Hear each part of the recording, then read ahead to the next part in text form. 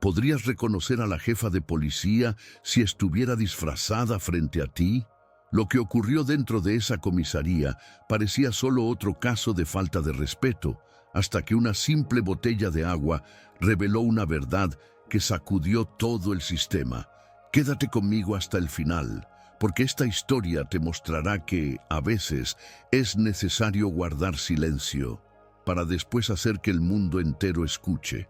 Pero antes de comenzar, deja tu like, suscríbete al canal y activa la campanita para más historias emocionantes como esta. A principios de otoño en San Lorenzo, las mañanas aún conservaban un resto de verano.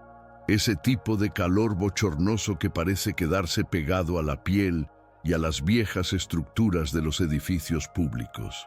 Elena Morales se despertó a las 5:12, como siempre. La disciplina de toda una vida en la policía no permitía siestas. Tenía 53 años, con arrugas alrededor de los ojos que no eran por la edad, sino por el paso del tiempo. Tiempo de guerra silenciosa contra un sistema que conocía desde dentro y que ahora tenía la misión de reformar. Hacía apenas 2 semanas que había sido nombrada jefa de la policía municipal y sabía que ese cargo era una bomba de tiempo, pero también sabía que había llegado hasta allí no para ser un engranaje más, sino la mano que desarma el mecanismo. Su plan era atrevido y para muchos impensable, pero para ella tenía todo el sentido. Si quiero limpiar este lugar, primero tengo que ver la suciedad con mis propios ojos. Por eso, aquella mañana bochornosa, se recogió el cabello con una goma sencilla, se puso una sudadera gris gastada, unos jeans desteñidos y un par de zapatillas viejas. En el bolsillo llevaba solo un documento de identidad falso con el nombre Carmen Vega, una mujer corriente, sin antecedentes, sin estatus. Su destino era la comisaría del Distrito Oeste, el lugar con más denuncias de abuso y racismo de la ciudad. No avisó a nadie, ni al alcalde ni a la prensa. Aquella era su primera visita, disfrazada. Y lo que no sabía era que ese día se convertiría en el más revelador y doloroso de toda su carrera. El trayecto hasta la comisaría fue corto, pero cada esquina parecía susurrar recuerdos de tiempos pasados. Elena conocía esas calles, no como Carmen Vega, sino como hija de inmigrantes, nacida a pocos kilómetros de allí. De joven, su padre, un albañil mexicano de manos callosas, solía llevarla a trabajar con él los sábados, mientras su madre cosía en casa para complementar los ingresos. Fue en ese barrio donde aprendió a callar para sobrevivir. Y ahora, décadas después, volvía con otro papel: provocar el ruido necesario para que otras mujeres como su madre no tuvieran que coser más silencios. Cuando dobló la última esquina y vio la fachada de la comisaría del Distrito Oeste, algo en su estómago dio vueltas. Era un edificio bajo, beige, sucio, con ventanas pequeñas que parecían celdas más que salas de atención. En el rótulo, la mitad de las letras estaba borrada, pero lo que más dolía era saber que ese aspecto descuidado era solo la superficie de lo que existía adentro. Al entrar al vestíbulo, el olor la golpeó como un puñetazo sordo. Café quemado mezclado con desinfectante caducado y papeles húmedos. Era el hedor del descuido. No el tipo de suciedad visible, sino la que nace en el interior de quien ha dejado de importarse. Elena se quedó allí unos segundos, mirando a su alrededor, como quien intenta descifrar el terreno enemigo antes de avanzar. Frente a ella, un mostrador de acrílico opaco y agrietado albergaba a un policía blanco de unos 40 años, con el uniforme arrugado y expresión de tedio crónico. Ni siquiera levantó la vista cuando ella se acercó. Sí, soltó sin apartar la mirada de la pantalla del ordenador. Elena, aún como Carmen, carraspeó y explicó que necesitaba poner una denuncia por una intervención abusiva que había sufrido 2 días antes. Sabía que eso tocaba una herida, y fue deliberado. El hombre finalmente la miró. Su Mirada subió y bajó con desprecio, como si ella fuera una más a la que había que callar y dejar pasar. Pero Elena no había venido para pasar desapercibida. El policía bufó, como si ella hubiera entorpecido algo importante, aunque no hubiera nadie más en la fila ni movimiento de urgencia alguno. ¿Qué tipo de intervención?, preguntó con voz aburrida, mientras ya posaba una mano sobre el teclado. Elena respiró hondo, intentando mantener la calma, y respondió: «Me pararon sin justificación. Agente, me tocó la cintura sin mi consentimiento. Me trataron como a una delincuente, sin motivo». La respuesta no le pareció suficiente. Él cruzó los brazos y frunció el ceño.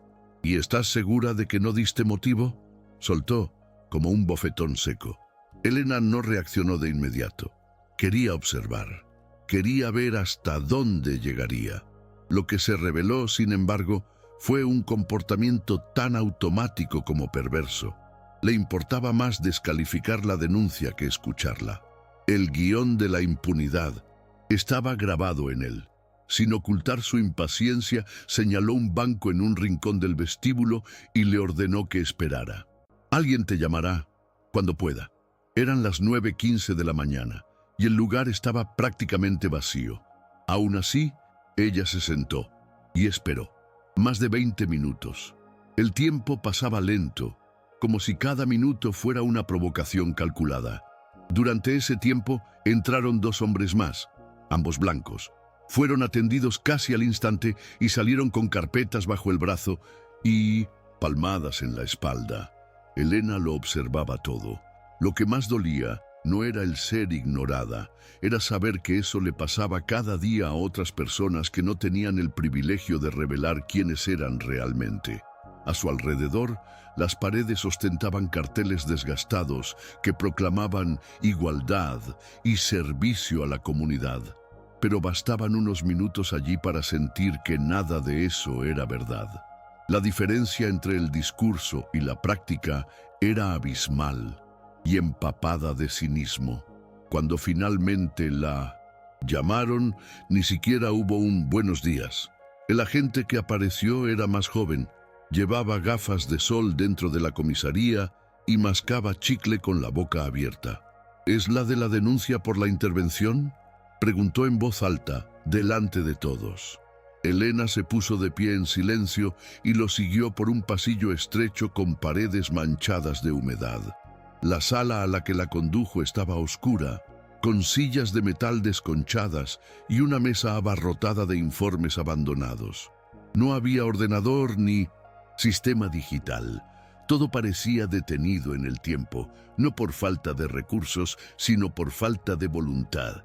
El joven policía dijo que llamaría a alguien de más alto rango, pero antes le pidió que no tocara nada y cerró la puerta con llave por fuera. El sonido de la llave girando resonó más alto de lo que debería. Durante casi 15 minutos, Elena permaneció allí sola, sentada, escuchando pasos lejanos, voces apagadas y risas que parecían burlarse de algo que ella no podía ver. La sensación de ser puesta a prueba, provocada, era evidente. Cuando la puerta se abrió, quien entró fue el propio oficial Miguel Ruiz, el mismo cuyo expediente había leído días atrás, cargado de amonestaciones internas que nunca se habían llevado a cabo. Entró con aire de autoridad engreída, cerrando la puerta de un portazo y arrojando una carpeta sobre la mesa. «¿Así que usted quiere presentar una queja contra uno de los nuestros?», dijo con sarcasmo. Elena mantuvo la mirada firme, pero por dentro algo él dolía. Ese hombre no sabía quién era ella, y por eso se sentía con la confianza de humillarla. Ruiz se acercó, puso las manos en la cintura e inclinó el cuerpo hacia adelante, reduciendo la distancia de forma invasiva. «Saben que les encanta victimizarse, pero nunca muestran respeto cuando intentamos hacer nuestro trabajo». Esa frase resonó como una herida abierta, siendo frotada con desdén. El tono de Ruiz fue adquiriendo una agresividad sutil, casi calculada. Hablaba como quien está acostumbrado a no ser cuestionado, como quien sabe que aunque se equivoque, estará protegido. Elena, aún con la fachada de ciudadana común, cruzó las manos en el regazo y respondió con contención firme: «Solo quiero que mi relato sea escuchado con respeto». La frase, pronunciada sin elevar la voz, pareció encender algo en el policía. Él rió, una carcajada seca, burlona, y empezó a pasearse de un lado a otro de la sala. ¿Respeto? ¿Sabes cuántos vienen pidiendo eso? El respeto se gana, no se exige. Mientras decía eso, abrió la botella de agua que había traído consigo, dio un sorbo y la dejó sobre la mesa. Durante unos segundos reinó el silencio, pero no era el silencio de la paz, era el silencio de la tensión a punto de estallar. Elena sabía que él había llegado al límite, pero aún no era momento de revelar su identidad. La situación se descontroló cuando ella mencionó que iba a registrar el caso oficialmente y solicitaría una copia de las imágenes de seguridad de la comisaría. Fue como si Ruiz hubiera recibido un puñetazo en el ego. Se acercó bruscamente, agarró la botella de agua de la mesa y, sin pensarlo, volcó todo el contenido sobre la cabeza de Elena. El choque fue inmediato. El agua, fría y abundante, se deslizó entre los mechones de su cabello, empapando su sudadera simple y marcando el contorno del sujetador debajo. Por un segundo, todo se detuvo. La sala, los pasillos, hasta el murmullo de las conversaciones lejanas. Ella permaneció inmóvil. No gritó, no se levantó, no esbozó reacción. Solo dejó que el líquido corriera como si esa humillación pública fuera, en realidad, el momento que había estado esperando para exponer la verdad. El policía, al percatarse de su exceso, retrocedió un paso, pero con expresión desafiante. «¿Quieres más respeto?», murmuró, «pues demuestra que lo mereces». Fue en ese instante, en el epicentro exacto de la humillación, cuando Elena decidió que ya había sido suficiente. Aún sentada, con los hombros empapados y el cabello goteando, llevó la mano lentamente a la nuca y se quitó la gorra de béisbol simple que llevaba desde que entró a la comisaría. Con cada centímetro que bajaba el accesorio, la postura del policía cambiaba. Elena se incorporó, no de forma brusca o dramática, sino con la calma quirúrgica de quien conoce el peso de cada gesto. «Mi nombre no es Carmen Vega», dijo con voz firme, pero sin alzarla. «Soy Elena Morales, la nueva jefa de policía de San Lorenzo». Un silencio devastador se extendió por la sala. Ruiz palideció, abrió la boca buscando aire, pero el aire pareció haberse esfumado junto con su arrogancia. El policía dio 2 pasos atrás, golpeando el tacón contra la pata de la silla, casi tropezando. «Esto no puede ser verdad», balbuceó. Pero Elena ya había sacado del bolsillo un documento oficial con el escudo de la policía municipal y el carné dorado con su nombre. El galón brillaba incluso bajo la fría luz de la sala. En el pasillo comenzaron a aparecer otras personas, atraídas por el revuelo. Cuando los agentes vieron quién era, una mezcla de asombro y vergüenza invadió sus miradas. Uno de los tenientes más veteranos se quedó estático en la puerta, con la mano aún sobre la pistola, sin saber si saludarla o disculparse. Ruiz, por su parte, entró en pánico. «Jefa, por favor, discúlpeme. Fue un malentendido. No lo sabía». Elena no respondió de inmediato. Simplemente miró a un agente al otro lado de la puerta y ordenó: «Aíslen esta sala y suspendan al oficial Miguel Ruiz de inmediato, sin derecho a funciones hasta nuevo aviso». El impacto de esa revelación se propagó por la comisaría como un incendio silencioso. Nadie gritó, nadie discutió, pero la mirada de cada agente lo decía todo. Muchos sabían que el ambiente era tóxico, pero nunca habían imaginado enfrentarse a la consecuencia de sus actos o de su omisión. Elena caminó por los pasillos empapada, dejando un rastro de agua que parecía más simbólico que físico. Con cada paso, miraba a Los empleados a los ojos. Algunos desviaban la mirada, avergonzados. Otros la mantenían tensos, tratando de adivinar qué vendría luego. Nadie habló hasta que entró en la sala principal y declaró: «Hoy, esta comisaría ha pasado por una prueba y ha fracasado, pero eso cambia ahora». El silencio se rompió con un tímido sonido de pasos. Era el sargento Ayala, un latino de mediana edad que, hasta ese momento, había mantenido una postura neutral. Se acercó y dijo en voz baja: «Al fin alguien tuvo valor». Horas después, ya en su despacho oficial en el centro administrativo, Elena revisaba las grabaciones de las cámaras de seguridad. Quería asegurarse de que no faltara ninguna prueba en el proceso interno.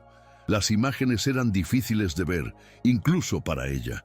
El momento en que Ruiz vierte el agua, las miradas cómplices de los colegas, la risa contenida de un agente al fondo, todo eso condensaba lo que ella siempre había combatido. Pero también era un punto de partida. En lugar de optar por un despido inmediato, algo que incluso el alcalde esperaba, Elena propuso la creación de un programa de reeducación llamado Segunda Oportunidad. La idea era radical. Incluiría suspensión sin sueldo por un año, apoyo psicológico, cursos obligatorios sobre racismo estructural y, sobre todo, trabajo comunitario supervisado en barrios históricamente marginados. Su equipo jurídico vaciló, pero Elena no tenía duda. El castigo sin transformación era teatro. La propuesta de Segunda Oportunidad cayó como una bomba en los pasillos de la policía. Algunos vieron en ella una verdadera oportunidad de cambio, algo que ninguna gestión anterior se atrevió a proponer. Otros, sin embargo, lo interpretaron como un signo de debilidad. Ese tipo debería ser expulsado, no mandado a cursos de empatía, murmuró un veterano junto a la máquina de café. Elena escuchó esos comentarios en silencio. Sabía que liderar no es agradar, es defender una decisión cuando nadie más tiene el coraje de respaldarla. Lo que pocos sabían es que ese proyecto llevaba años gestándose en su mente, basado en experiencias reales que había presenciado en otras ciudades. Y más importante, sabía que para que un sistema cambie, sus engranajes torcidos deben ser expuestos, pero también rediseñados. El castigo tenía que ser pedagógico. De lo contrario, el ciclo se repetiría, con nuevos nombres, mismas actitudes y la misma impunidad. Miguel Ruiz fue notificado oficialmente al día siguiente. Recibió la carta de Mintus en suspensión, con los ojos enrojecidos, no por el dolor de la sanción, sino por el sobresalto de no poder esconderse tras su placa. Cuando Elena le entregó el documento en persona, dijo pocas palabras. «Esto no es un favor. Es tu única oportunidad para resultar digno de la insignia que llevas». Él no respondió. Solo bajó la mirada y salió de la oficina. Ese mismo día, Elena se reunió con líderes comunitarios del barrio donde estaba la comisaría del Distrito Oeste. Fue la primera vez en muchos años que la sala de reuniones acogió a vecinos negros y latinos para dialogar directamente con la jefatura policial, sin intermediarios políticos. El ambiente era de cautela, pero también de esperanza. Muchos allí habían perdido hermanos, padres, hijos por el desprecio institucional. Escuchaban atentamente, pero con el corazón desconfiado, y con razón. En esa reunión, Elena no llevó discursos preparados, llevó escucha. Durante más de 2 horas, permaneció sentada al mismo nivel que los vecinos, sin uniforme, sin insignias, solo con un cuaderno de notas y una mirada que decía: «Estoy aquí para oír lo que nunca antes se dijo». Una señora llamada Doña Clarís fue la primera en hablar. Tenía 72 años y la voz firme de quien ha visto cómo registran a los nietos sin motivo. No nos miran como personas, solo como sospechosos. A su lado, un joven de 19 años contó cómo perdió el trabajo por llegar tarde tras una detención que duró 40 minutos sin explicación. Cada relato Era como una hoja afilada, cortando despacio. Elena anotaba todo, pero más que eso, lo grababa en su cuerpo. Sabía que cada dolor escuchado era reflejo de un sistema fallido durante décadas. Y de algún modo, ahora era su misión convertir ese dolor en base para el cambio. Al terminar la reunión, ya sola en casa, Elena se sentó en la terraza con una taza de té de manzanilla entre las manos. Era tarde en la noche y la ciudad parecía más silenciosa de lo habitual. Miraba al vacío, pero pensaba en todo. La imagen del agua escurriendo por su cabeza no salía de su mente, no por la humillación, sino por la revelación. Aquello no fue un accidente. Fue una metáfora viva de lo que personas como ella, como doña Clarice, como el joven detenido, vivían a diario. Invisibilidad, desprecio, pruebas de dignidad disfrazadas de rutina. Y en ese momento, con el vapor del té acariciándole el rostro cansado, Elena entendió que la misión sería larga, que la reforma no vendría con titulares ni medallas, sino con pequeños enfrentamientos diarios, y que a veces el precio del cambio era dejarse mojar para que otros no tuvieran que pasar por eso. En los días siguientes, Elena intensificó sus visitas sorpresa a las comisarías de la ciudad. Nunca iba con escoltas, nunca avisaba. Llegaba como quien busca ser atendida y observaba. A veces era reconocida de inmediato y veía cómo ajustaban la mirada al instante, como un espejo intentando ocultar grietas. Otras veces lograba pasar desapercibida unos minutos. Y era entonces cuando los rostros verdaderos aparecían. Algunos la trataban con cortesía y profesionalismo, y a esos se encargaba de reconocer públicamente. Pero también había quienes repetían los mismos gestos automáticos de falta de respeto, mostrando que el problema no era un nombre ni un caso aislado, sino una cultura profundamente arraigada. Elena anotaba todo. Creó un informe interno que no compartía con la prensa ni con los concejales. Era su mapa de guerra. Sabía que cambiar un sistema requería mucho más que titulares bonitos. Mientras tanto, el programa Segunda Oportunidad comenzó a tomar forma. Miguel Ruiz fue el primer inscrito y el más observado. El inicio fue tenso. Se presentó en las primeras sesiones de terapia antirracista con los brazos cruzados, mirada de desprecio y respuestas breves.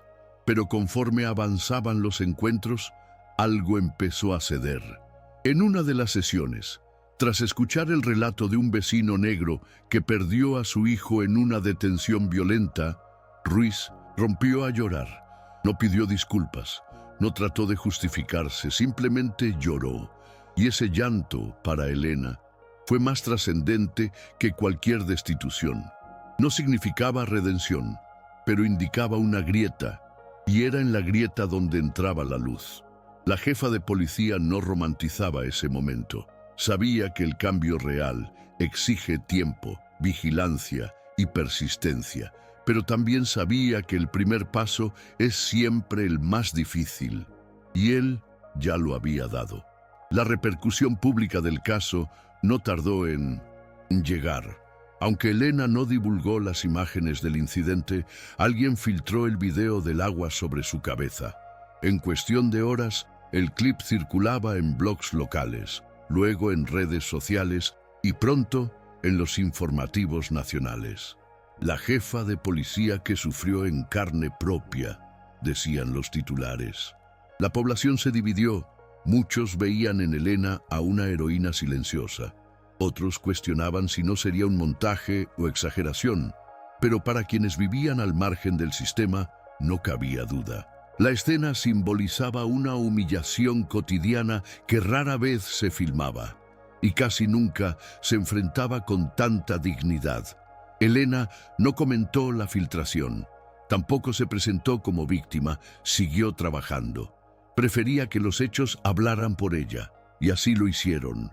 En el ayuntamiento, el alcalde, un hombre blanco de mediana edad, político de carrera, la citó a una conversación privada. Quería saber por qué había decidido exponer tanto a la institución. Elena respiró hondo antes de responder. No expuse nada, solo dejé de esconderlo. El alcalde no respondió en ese momento, pero desde entonces redujo sus intervenciones públicas sobre la nueva jefa. Parecía entender que ya no podía controlarla. Y tenía razón. Elena no jugaba en la misma mesa. Tenía otra misión: restaurar la dignidad de un sistema enfermo. Sabía que el camino sería largo y que habría muchas resistencias internas, pero también sabía que su fuerza provenía de lo invisible a los ojos, la convicción de que la verdadera justicia no se impone, se construye con riesgo, dolor y coherencia. En las semanas siguientes, algo empezó a cambiar silenciosamente dentro de la comisaría del Distrito Oeste. No fue inmediato ni espectacular, pero se vislumbraba en pequeños gestos. Agentes que antes ni miraban a los ciudadanos, ahora los escuchaban con más atención. La recepción, antes gris y fría, fue pintada con murales realizados por jóvenes de la comunidad, representando respeto y diversidad. El cambio no llegó de arriba, hacia abajo. Nació de la vergüenza, el impacto y la oportunidad. Muchos agentes, antes escépticos, comenzaron a participar en las rondas de diálogo del programa de reeducación. Uno de ellos, el mismo que se rió durante la humillación de Elena, pidió unirse como voluntario en las atenciones comunitarias de los sábados. Era un gesto pequeño, pero lleno de significado. Elena observaba todo con atención, sin la ilusión de que el problema estuviera resuelto. Sabía que el racismo institucional no se desmonta con pintura en las paredes, pero quizá comienza por ahí. Un día, casi al final de la jornada, Elena se cruzó con Ruiz en el estacionamiento de la sede central. Él ahora vestía ropa sencilla, sin uniforme, con los hombros un poco más caídos. No de derrota, sino de humanidad. Al verla titubeó. Podría haber desviado la mirada, fingir una llamada o acelerar el paso. Pero no. Se detuvo. Se acercó despacio y dijo: «Nunca podré borrar lo que hice, pero al menos puedo esforzarme por no repetirlo». Fue la única frase. No hubo disculpa formal, ni intento de reconciliación, solo un reconocimiento crudo, imperfecto y genuino. Elena asintió con la cabeza y respondió: «Eso ya es más de lo que muchos logran». Luego, cada uno siguió su camino. Y ese breve encuentro al atardecer, con olor a asfalto caliente y luz dorada, marcó algo poco común en la ciudad. Una posibilidad concreta de cambio. La repercusión del caso también se dejó sentir más allá de los muros de la comisaría. Universidades empezaron a estudiar el modelo de reeducación propuesto por Elena y ONG la buscaron para replicar el principio en otros ámbitos: escuelas, hospitales, oficinas públicas. No era un plan perfecto ni rápido, pero era real. Y lo real, cuando se gestiona bien, inspira más que cualquier ideal lejano. En una conferencia nacional sobre seguridad pública, Elena fue invitada a hablar. Subió al escenario sin uniforme, con una blusa negra sencilla y el cabello recogido en un moño bajo. «No, necesitan aplaudirme», comenzó, mirando a una audiencia dividida entre admiración y recelo. «Solo necesitan entender que la dignidad no es un premio, es un punto de partida». El silencio que siguió fue más poderoso que cualquier ovación. Era el tipo de silencio que escucha. Dentro de la corporación aún había resistencias. Algunos oficiales veteranos pidieron traslado. Otros intentaron boicotear discretamente los nuevos protocolos. Pero Elena no retrocedía. Vigilaba cada paso. Reforzaba los principios, creaba comisiones internas independientes, promovía a quienes demostraban compromiso real con la comunidad y apartaba con discreción a quienes insistían en proteger un sistema fallido. Poco a poco, los números empezaron a mejorar. Menos denuncias, más resolución de conflictos sin uso de la fuerza, mayor presencia en barrios marginados, sin abusos. Pero lo que más impresionaba era el nuevo tono de las conversaciones en la calle. Personas que antes cruzaban apresuradas al ver una patrulla ahora se detenían, saludaban, preguntaban nombres. Era sutil, casi invisible, pero para Elena eso era revolución. No la de los reflectores, sino la revolución diminuta, cotidiana, que nace cuando la dignidad ha sido, alguna vez, negada. Una mañana, meses después del incidente en la comisaría del Distrito Oeste, Elena volvió al lugar, esta vez sin disfraz, con uniforme completo y la placa al descubierto. Entró como jefa, sí, pero sin estridencias. Quería ver con sus propios ojos cómo habían cambiado las cosas. El ambiente era diferente. El olor a café quemado había desaparecido, las sillas habían sido reemplazadas y lo más importante, las miradas ahora eran respetuosas. La recibieron con discreto reconocimiento, no por miedo, sino por respeto. Al pasar por el pasillo donde meses atrás la habían encerrado en una sala oscura y mojada con desprecio, se detuvo un instante.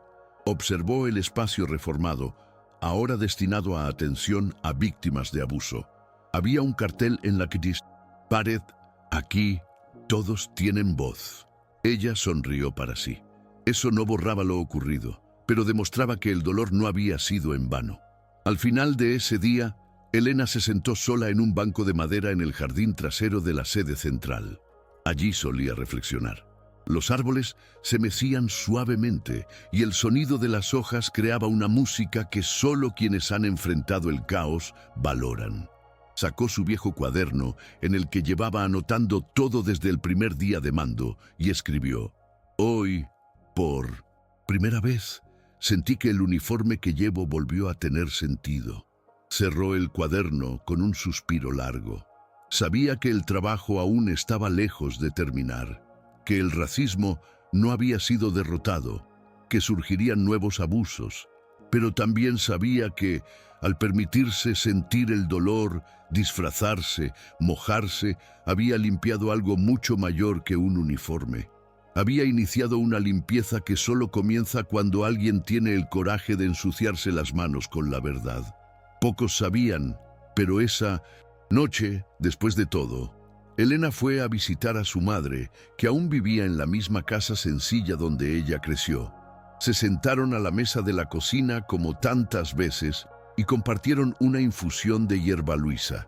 Su madre, de mirada calmada y manos temblorosas, escuchó el relato de la hija en silencio. Al final, solo dijo: «Siempre fuiste así, Elena. Siempre quisiste arreglar lo que estaba roto, solo que ahora estás tratando de arreglar el mundo». Elena sonrió con los ojos llenos de lágrimas. Por primera vez en meses no se sintió sola. Ese momento íntimo, sin pretensiones, valió más que cualquier reconocimiento institucional. Allí, en la raíz, había sido sembrada su valentía, y allí recargaba la fuerza para continuar. Antes de irse, ya en la puerta de la casa de su madre, Elena alzó la vista al cielo oscuro y reflexionó sobre todo lo que aún vendría. Sabía que habría retrocesos, sabotajes silentes, reportajes malintencionados y días en los que dudaría incluso de sí misma. Pero también sabía que aquel día en que el agua fría corrió por su cabeza, algo renació dentro de ella, una convicción no nacida de la ira, sino de la justicia, una certeza que no necesitaba escenario. Se había mojado para revelar una verdad y así secado una vergüenza que durante años muchos habían escondido bajo la alfombra institucional. Y mientras caminaba hacia el coche, con pasos firmes y serenos, Elena no cargaba solo con el peso del cargo, sino con el peso digno de quien tuvo el coraje de despojarse del título para vestirse de verdad. Al mes siguiente, Elena recibió una carta manuscrita, sin remitente, sin sello oficial, solo un sobre marrón con su nombre, dejado en la recepción de la sede. Dentro, una nota breve: «Gracias por no rendirte con nosotros cuando ya habíamos perdido toda esperanza. Un hijo de San Lorenzo». Esas simples palabras la detuvieron por minutos. eran precisamente la razón de su persistencia, no por cargos ni por elogios en redes sociales, sino por voces como esa, surgidas del anonimato, pero cargadas de la urgencia de toda una comunidad. Guardó la nota en el bolsillo de su abrigo junto a otros pequeños recuerdos, un botón del uniforme de su padre, un pin antiguo de la Academia de Policía, y ahora ese papel. Cada objeto era un recordatorio silencioso de quién era y de lo que aún quedaba por hacer. Elena Morales siguió al frente de la policía de San Lorenzo durante 4 años más. Dejó huellas, reformas, conflictos, puentes construidos y muros derribados. Cuando se jubiló, lo hizo en silencio, como llegó, sin fiesta, sin discursos. Pero la ciudad ya no era la misma. La comisaría donde todo comenzó pasó a llamarse Centro de Justicia Elena Morales, con una placa discreta al lado de la entrada principal. Y desde entonces, cada vez que un nuevo agente es nombrado, debe ver el video de aquella mañana en que la jefa se disfrazó, se mojó y lo cambió todo, no para ser recordada, sino para que nadie vuelva a olvidarlo.